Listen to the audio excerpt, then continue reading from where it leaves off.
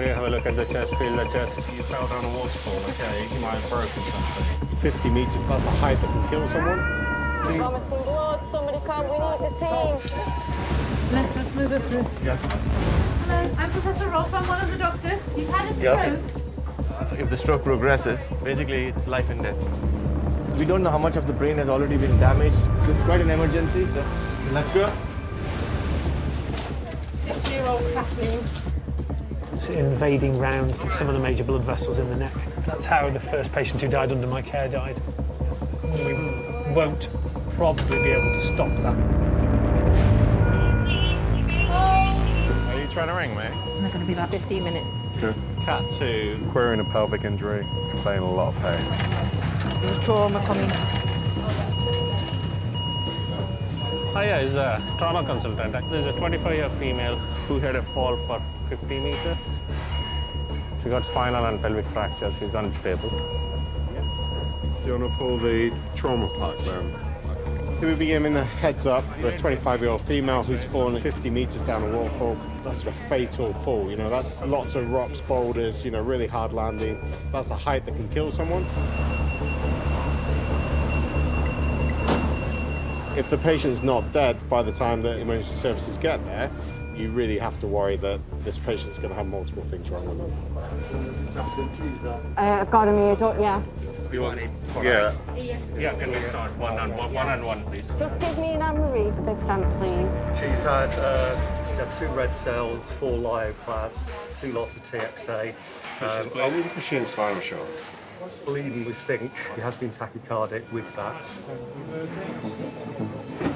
Can someone grab a scoop stretcher for me, please? Thank you.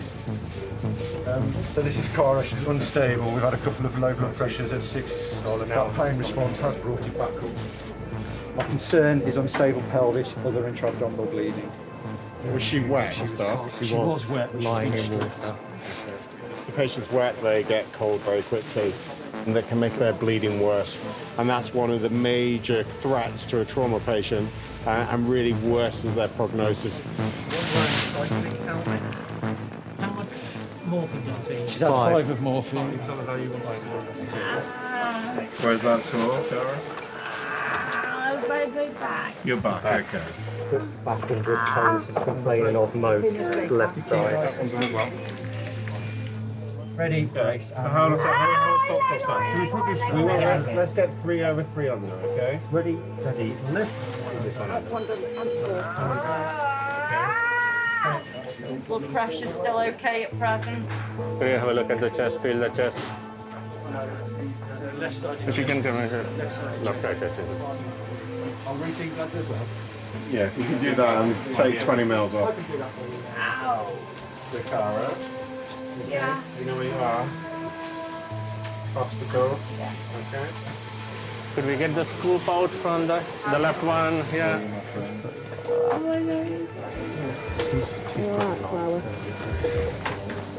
At the moment, we're concerned about her chest and especially her pelvis. And also really worried that she's broken multiple ribs, which is causing either an air leak into a lung or a significant amount of bleeding into her chest or even damage to the heart. We got a SAS Pro. Yes, that's proof just gone on. Thank you. Okay, anyone without lead outside, please. X-ray. Has the blood pressure gone up?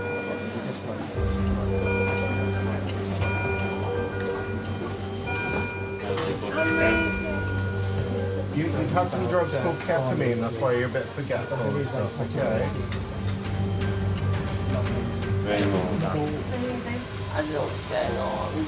Cara, we're just taking some blood out of your right arm there. That's what the sharp scratch is. No, not this arm. We're going to give you a drip in a minute. It's just in case you need an operation, you can't have anything to eat or drink. An operation? Well, you might do. Obviously, you fell down a waterfall, okay? You might have broken something. You know, we see major trauma here all the time. But for that patient that's in front of us, this might be the first time they've ever been to hospital. So it's really important that we keep talking to them and let them know what's going on and why. Not only does that keep them fully informed, it also reduces a lot of the psychological trauma that go with being probably the worst day of their life. All right. Yeah. You're going to go for a CT scan now, okay? bit claustrophobic. It's all right. It's not like an MRI scanner. The CT scanner is nice and open. You won't feel too enclosed or anything, okay? Yeah. It's only going to take a few minutes. We'll stop it and take it with us in case you question it. Yeah. Because Cara is so unstable right now, it's risky to take her to the CT scanner. But without this vital investigation, it's difficult to know exactly what's going on with the pelvis, so it's a risk we're going to have to take.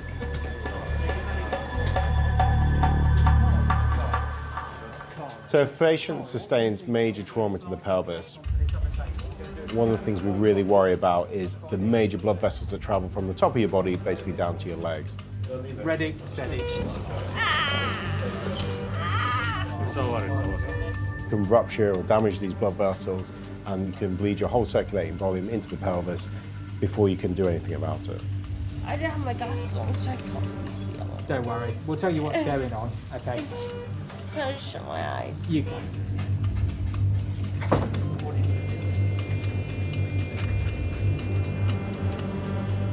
Multiple spinal fractures. She's got a pneumothorax as well. Left pneumo. There's a really bad displaced fracture of the left. Yeah.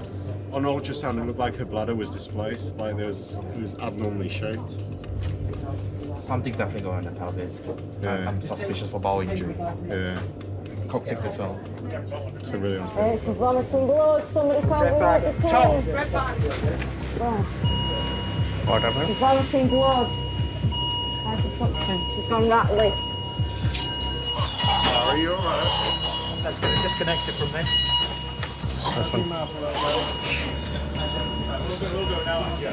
Nice, slow, deep breath, all right? Can we get 15 litre oxygen, please? It's coming, it's coming, it's coming. Deep, slow breath. Can we get Resmar back, please? Just a little bit of blood, okay? It's all right. Okay, right. Yeah. Let's go back to this. Yeah. Okay then. Cara, are you alright? Yeah? Let's give you some oxygen, okay? Brilliant. Thank you very much. CT has shown us that she's got multiple spinal fractures, she's got a real significant pelvic injury associated with a bowel injury, she's got rib fractures with a big pneumothorax, which is compromising the breathing. This is quite a critical moment for her, and hence why we just whisk her back to the resuscitation department. Cara, what we're going to do, just to make things a bit easier for you, is just pop you off to sleep, okay? Just because you're bleeding and stuff, we just want to make sure you don't, like, breathe any blood into your lungs, all right? Okay. Am I going to be okay? It's all right. This is what we do every day, okay? All right. Slow breath. You can hold my hand, okay? Yeah.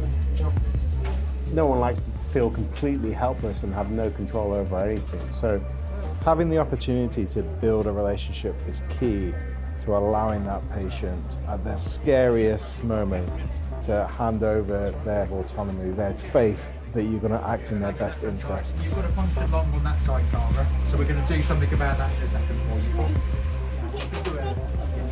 What's wrong, sir? Could be because you've got a little bit of a lung injury. You could be bleeding on the lung, okay? What we'll do is we'll pop a little tube in there and make it a bit better for you, okay? ECGs, blood pressure, SATs, all on. We all know our own roles. Drugs. Yeah. Okay, everyone ready? So, Cara, Drugs going I'm going in? to drift you off to sleep. Concentrate on those big, deep breaths. Okay, You're ketamine going to feel a in, bit of pressure on the front of your neck as you drift off to sleep. rocuronium is in, flush is in. Holding your hand, Cara, okay?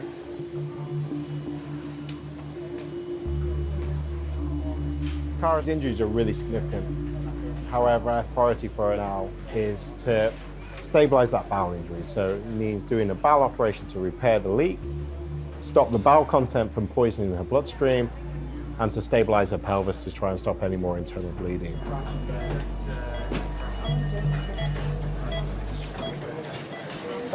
Can I have that trolley? Yeah, we'll need one for Resus 1. We'll also need a trolley for Resus 8 as well, please. Got a rock. It's an inferior. Is there anything you want to ask me? Will you mind? I'm already married. I need the blow cattle 1, please, somewhere. We're on standby for a elderly-ish woman, 70-something-year-old, who has an advanced tumour in her neck, which was thought to be inoperable because it's invading round some of the major blood vessels in the neck. She's now bleeding from those vessels, which generally doesn't have a particularly good outcome and is generally fairly unpleasant for the patient. Teo, have you updated the book? It's something I've seen firsthand and something I'm in no hurry ever to repeat again. That's how the first patient who died under my care died, with a tumour similar to this. 26 years ago, and I can remember it like it was yesterday.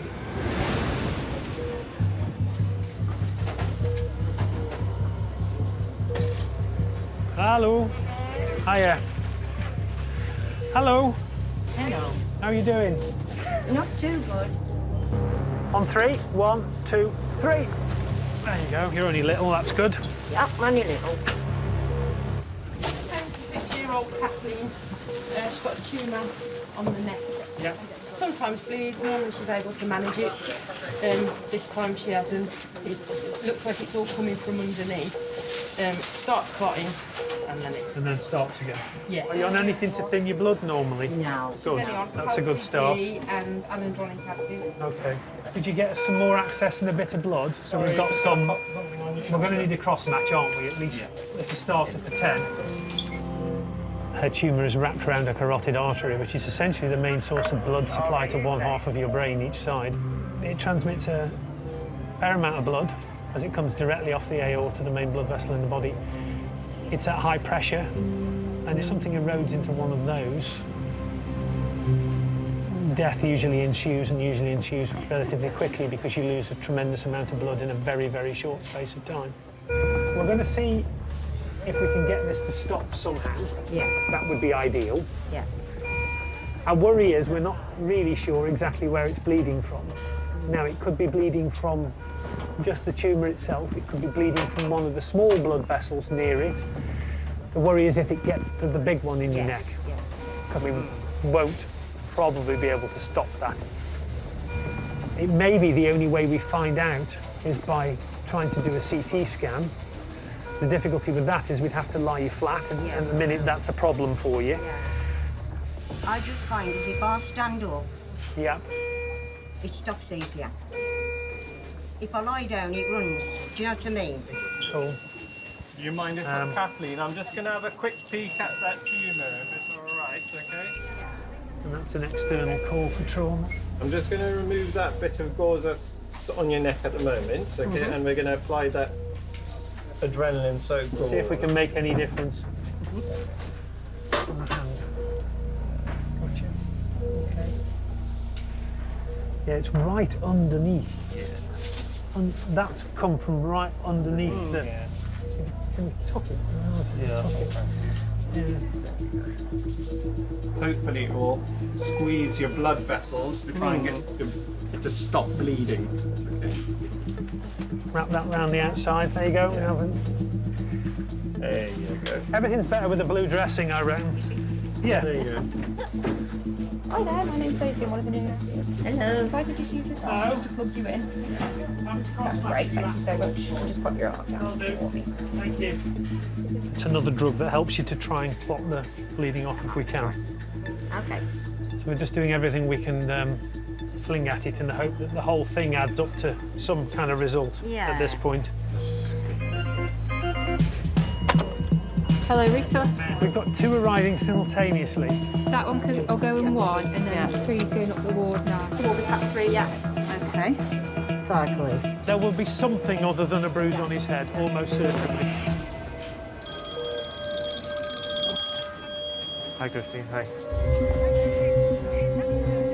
Of course, we'll take the patient straight to intervention. No problem. Yeah? Okay, fine. We have a 77-year-old woman who has a massive stroke. She has a clot at the back of the brain, so it's important that we do this procedure called thrombectomy to remove the clot from the basilar artery.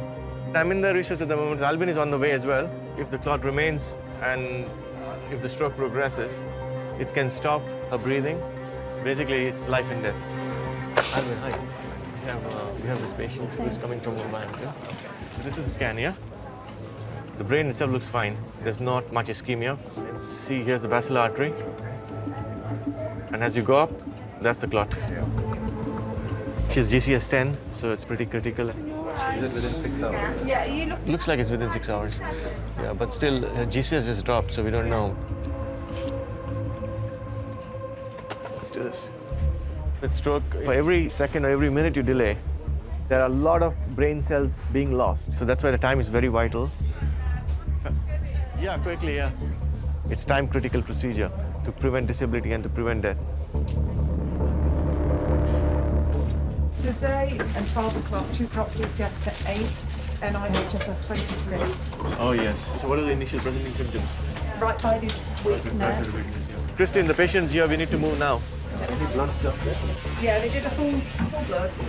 Anything abnormal? Let's move it through. Yeah. I'm Professor Rolf. I'm one of the doctors. You've had a stroke, Okay. Yes, the patient's arrived now. and you'll need a small operation under general anaesthetic. Okay, we're moving the patient now. I'll speak to you soon. So are we ready to go? Yeah, we're ready to go. Anytime between 9 o'clock and 12. So Christine, so dropped the GCS this morning between 9 and 12. She's allergic to aspirin. Do you want us to do it under general anesthetic or shall we try a local anesthetic, Christine? General, right? Okay. The clot in the basilar artery is stopping the blood supply to the brainstem, which is crucial for life. And that's why she might stop breathing as well if it progresses. That's good. If we don't do anything, she may not survive.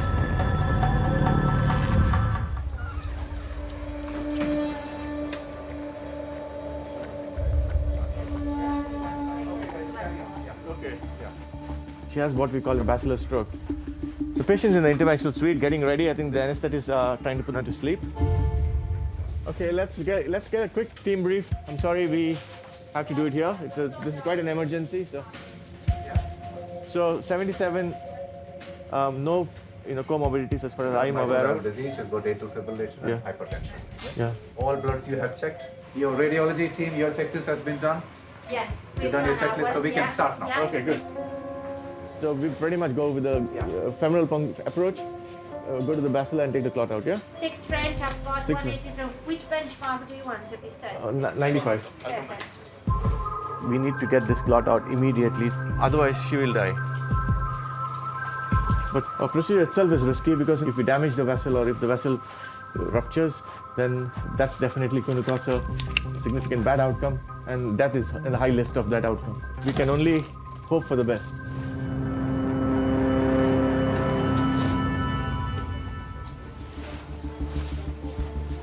And the clot is somewhere here, in that blind spot. But until you pull the clot out, you do not know it's there. You see this artery is filling on this side, but there was a cut off here. Here, you should have seen another vessel coming off, just like this.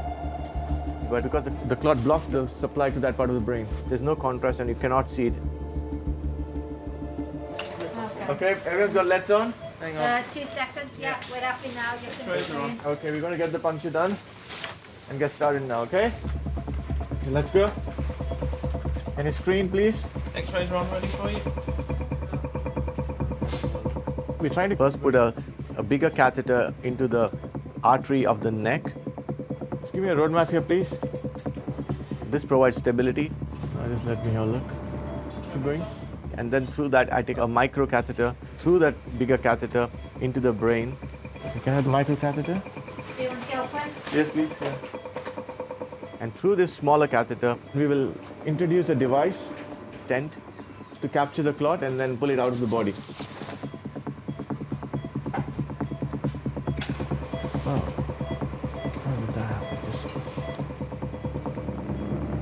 Are you happy? Yeah, just tying the axis. It could be a bit of a problem. The vessels are pretty tortuous, but we're trying to get there. Okay, we lost axis again. We're just going to go back. Get me an exchange wire, please. And just give me a normal vertebral curve, please. As patients age, the vessels become more bendy or tortuous. Once you try to take a catheter up, because of the bends in the vessel, it pushes the catheters back, so we have to use a variety of devices according to this patient's anatomy. Do you want a 260 exchange or 180? 180. Thank you.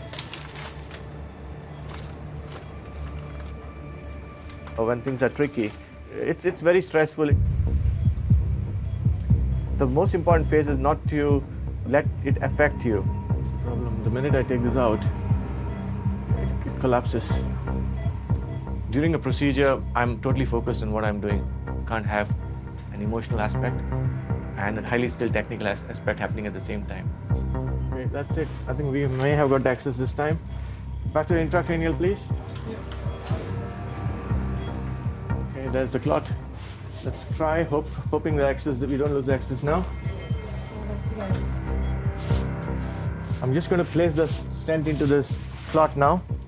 Okay. There it is. Timer on, please. So that's the stent there in the clot. So it's a matter of waiting now. We're just going to wait for around 5 minutes. And then we're hoping that the clot's going to get embedded within the stent. The stent is made of nitinol mesh. So it warms up at the body temperature. In a way, it captures the clot by expanding in the vessel. So once the clot gets caught in the stent, we pull it out like a fishing net. And hopefully that should improve the blood supply to the brain. Yeah. Ready? Attached? Yeah, you turn it and I'll... Can I open up the cones, please? I need to say everything. Yeah. Open up the cones for the thrombectomy.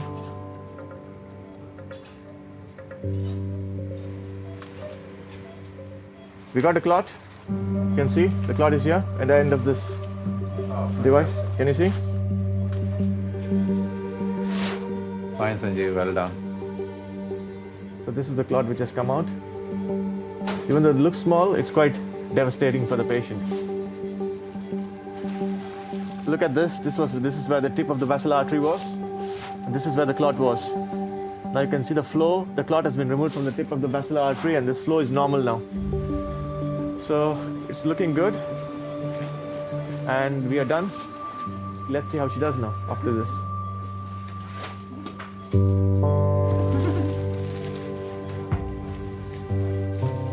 She could either make a complete recovery, a partial recovery, or she may make no recovery. We don't know, because the brain has already been damaged because of the cutoff of the supply. We have done the best for her. So we're hoping, fingers crossed, hopefully she should make a good recovery.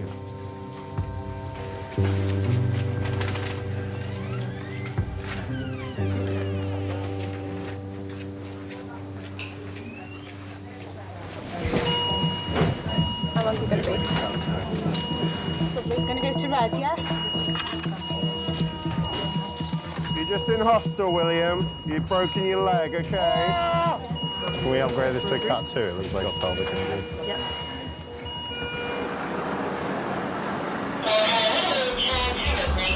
We've got a 51-year-old female who apparently has fallen off a boat into a canal. Sounds like she's been run over and the propeller's mangled up her leg. Tash, are we all right to move him down to 3 and then we can take this trauma into 1? She's now probably got gross contamination of the wound. Considering it's canal, obviously it's highly contaminated. So you add in a whole host of other complications now, such as things like Weil's disease, which is a disease that you get in the waterways in the UK that basically is from rat urine. You know, it's quite a nasty infection to get. It's fatal if not treated properly. Depending on how mangled her foot is, will depend on what chance she has of keeping it.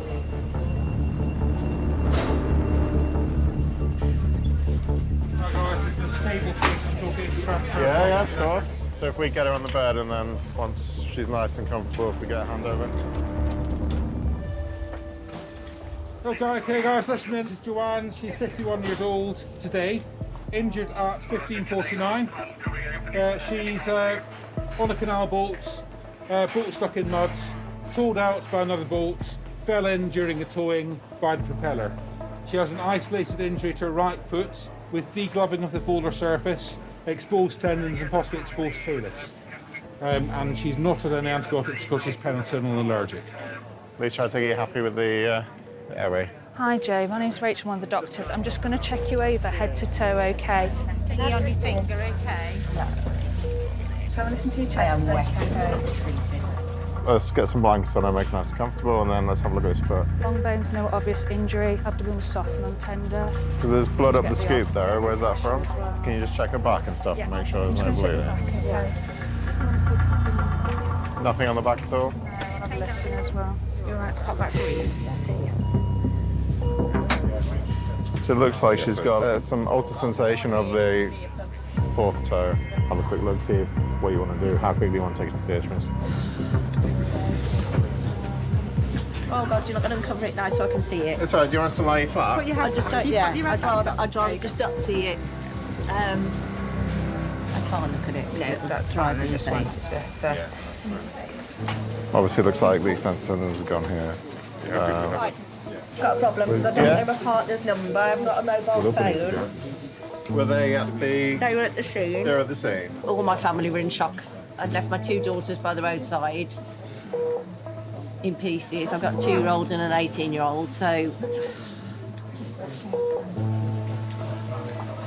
Ow, that's a bit sore. Sorry. Bloody hell, sorry. Just relax then. Okay. That's brilliant.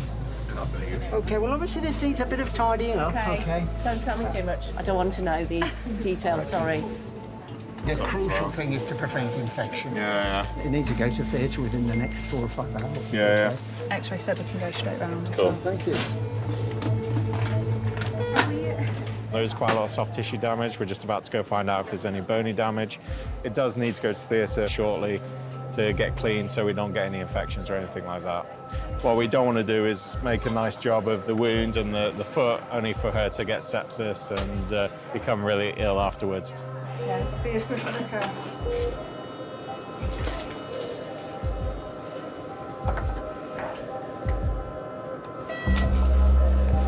First metatarsal's gone right across there. Yeah. Those second and third.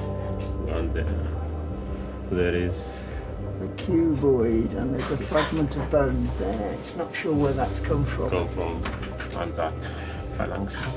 Two phalanges actually, 4s and 5s.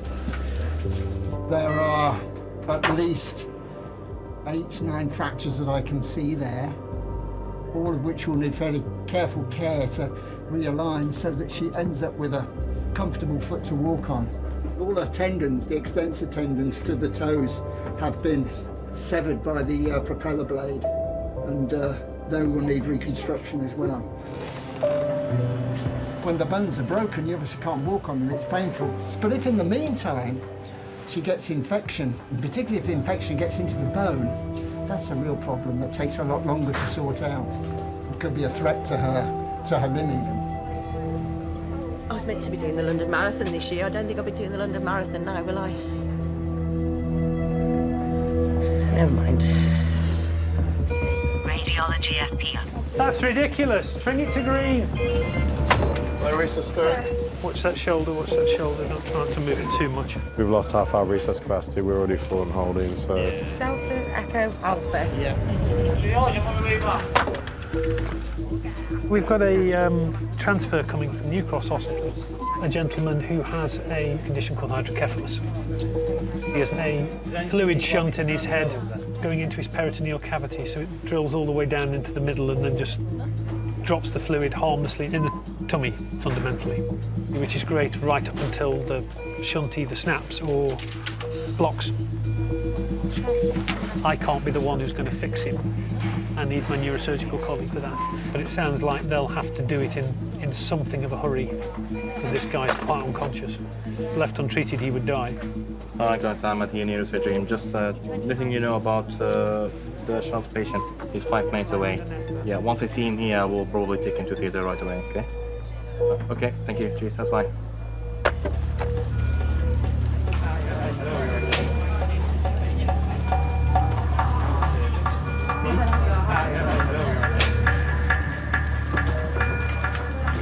What settings is he on?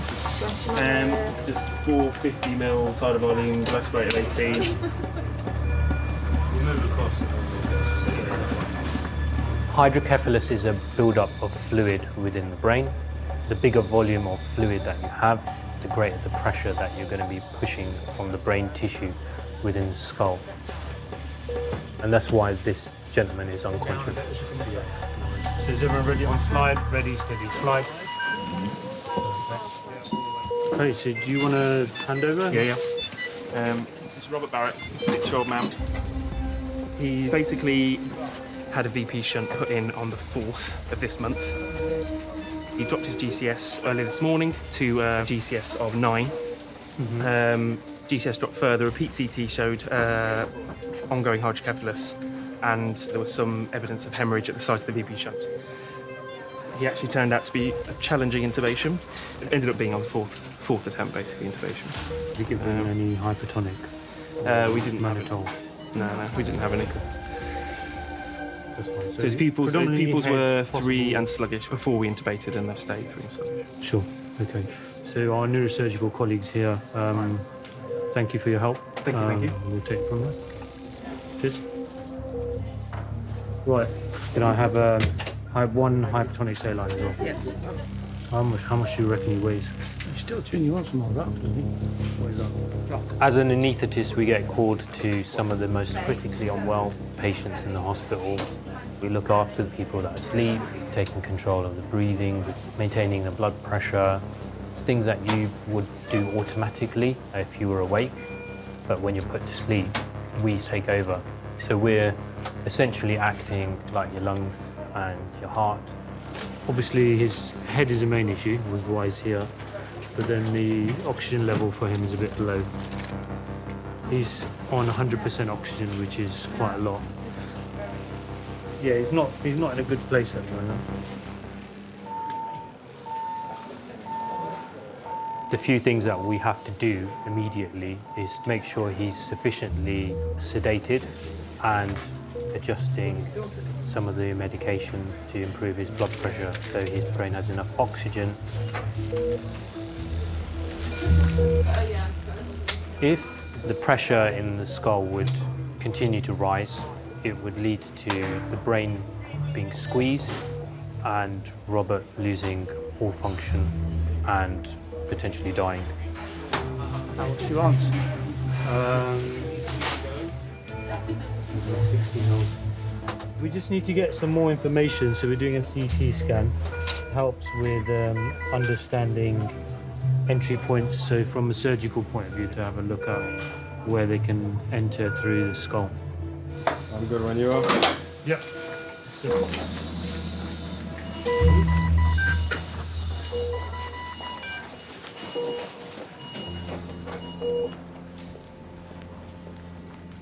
I'm Rob's niece.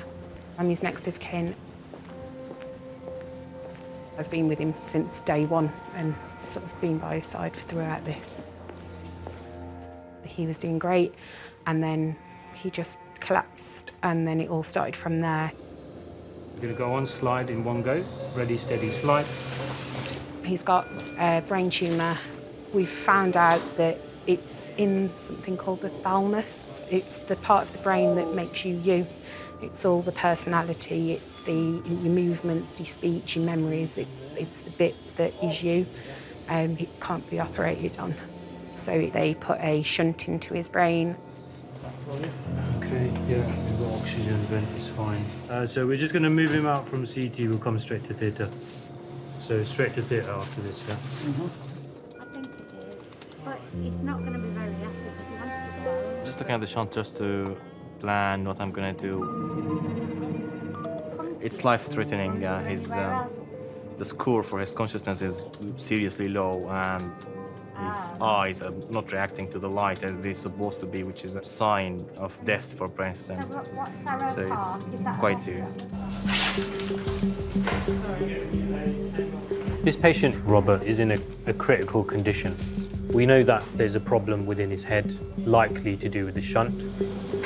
Which side are you going to be on this side? He needs neurosurgical intervention to help unblock it. First thing that we need to do is map the precise location where we will be entering the brain. adjusting a navigation that will help us be as accurate as we can if we needed to replace the shunt inside his head. This is just a magnetic field, and it sees the relationship between this pointer and the reference on the patient head, and essentially cross-reference that to the scan. Just a very nice technology.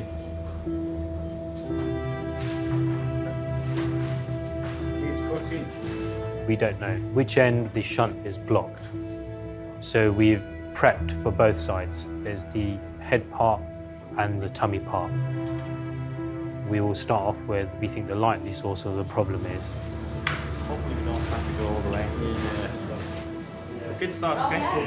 Knife, please. I actually needed to go up more, please. I'm reopening the scar, the incision, the previous one. And then I will uncover the shunt. Can I have a tissue scissor, please?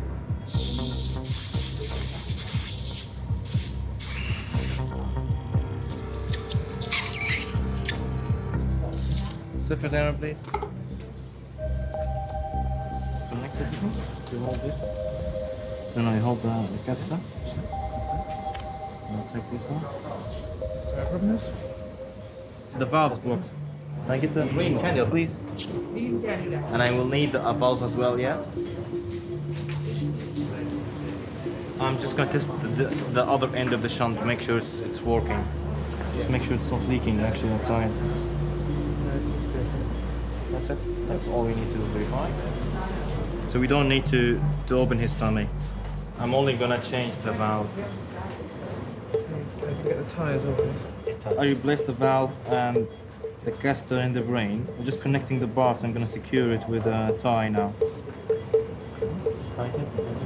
We found the blockage and we replaced it, so success. Yeah, you can see the debris inside the valve. That's why it was blocked. Normal proteinaceous tissue, some blood products, all of the things you can have in any normal living being.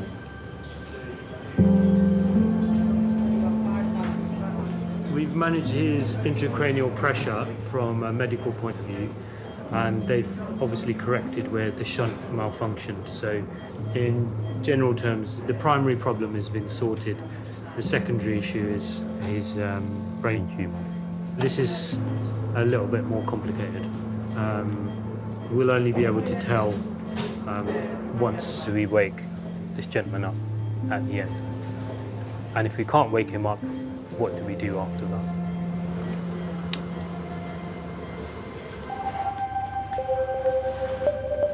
I'm going to do the recovery to see my stroke patient, to see how she's doing. So she's had a major procedure, so it might take a while for her to recover. June, how are you? Open your eyes for me. Squeeze my fingers, good. Move your leg. The other one? She is pushing, but not lifting, so I will say mild weakness. Yeah. And Yeah. the pulse is present, Yeah. no hematoma from the puncture side. Excellent, yeah. Do you know where you are at the moment? You're in the hospital. Your family is going to come and see you tomorrow. Hasn't she? We need to give her some time to improve. Yeah. It's such a big stroke. The very fact that she survived is a big thing.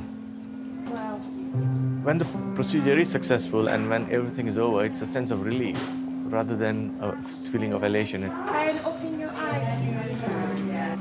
The patient's probably on the first steps towards recovery now, but it's a slow and a gradual process. Oh, you're doing good. Slow and steady wins the race.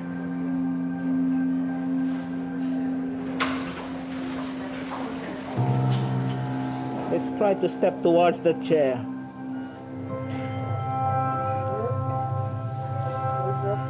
That's it. And turn around slowly. Let's have a stand up there.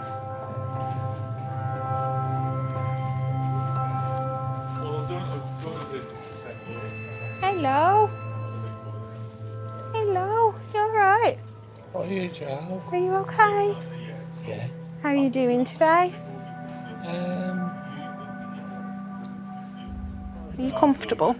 Yeah. Are you warm enough? Yeah. Good. He's always been this happy chap that keeps everybody smiling. He's the go-to. If you need anything doing, you go to Rob. He decorates. He'll put himself out for anyone. If you need a babysitter, Rob's available. If you need somebody to make a cup of tea, Rob's available. We're a really close, knit family, and sadly, this has took quite a lot of our family time away from us. We do have video calls every day, Yeah. don't we? We make sure you're okay, don't we? Yeah, and that's our Jo. She's the one who makes sure that everybody's fine.